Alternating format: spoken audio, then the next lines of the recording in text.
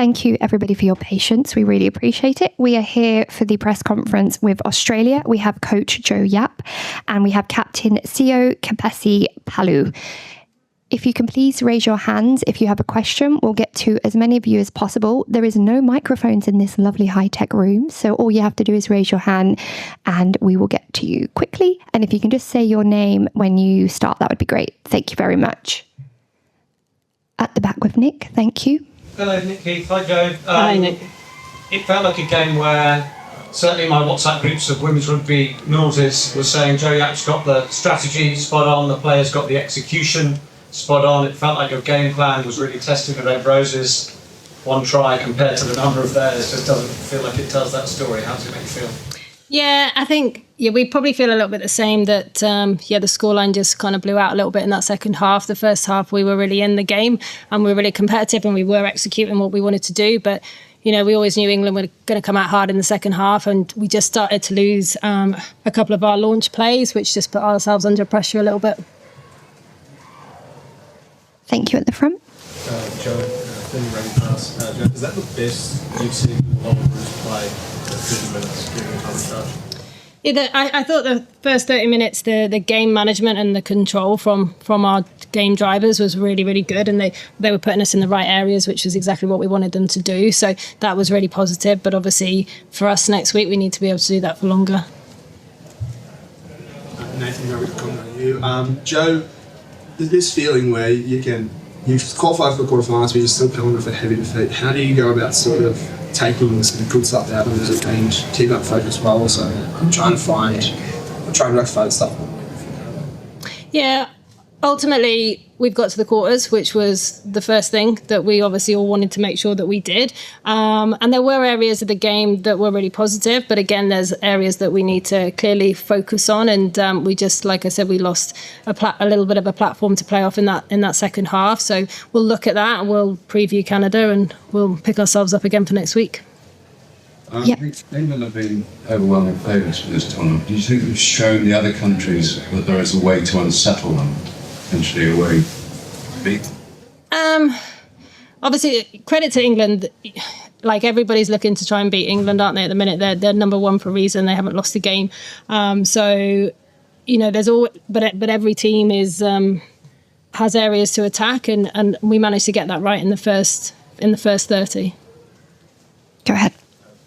Bring you in. Describe the emotion in the group post game. Obviously, quarterfinal bound, that's great, but 40-point defeat as well. Juggling the emotions of that. Yeah, there's definitely mixed emotions in the change rooms. It's what we expect. We can take positives, and I think we probably shocked ourselves knowing that we can compete, and that 30 minutes showed that. But I guess, the disappointment is just knowing that we need a full 80-minute performance. In a World Cup like this, it's do or die, and you've got to put everything out there. Yes, go ahead. Patsy, just to build off that, I mean, similar sort of performances in New Zealand a couple of sort of months ago, like a strong 30, but 4.5 half-time falling away. What do you think that sort of missing detail is, just to continue that to not only finish off those halves, but ensure you're not finding yourself trying to pull that heavy deficits when you hit that 50-55 minute mark? Yeah, that's something that we're still trying to work on. We'll definitely have to just go back to the drawing board, review that game and just see where we can be better and how we can, I guess, approach that second half. We know that's where we probably lost it, and a team like England, if you give them a sniff of something, they will capitalise on it. Thank you. Harry Leventhal from Independent. Jo, when you played Canada in Pact 4, you struggled in that first 20 minutes. Yep. Is that going to be the key next week, to have the start that you had today and really put on the back foot? Because otherwise you can find yourself out of the game, as I think pretty much did then.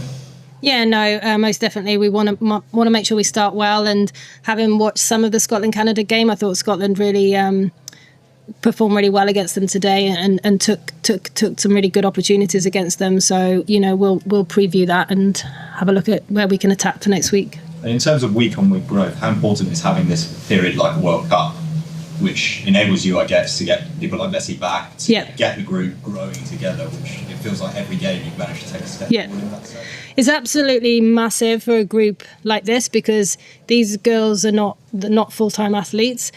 So the opportunity that we've had to come together this year and have more time together, you can see game on game them getting better and better. And if they have the opportunity moving forward to go full-time, they can go from strength to strength. But you can see the time together and the connection that builds through time is so important. Yes, sure, on the left. Katie of RNS. Jo, although not the result you wanted today, your team still have qualified for the quarterfinals, and it's also your birthday today. How are you and the team going to celebrate this still brilliant result?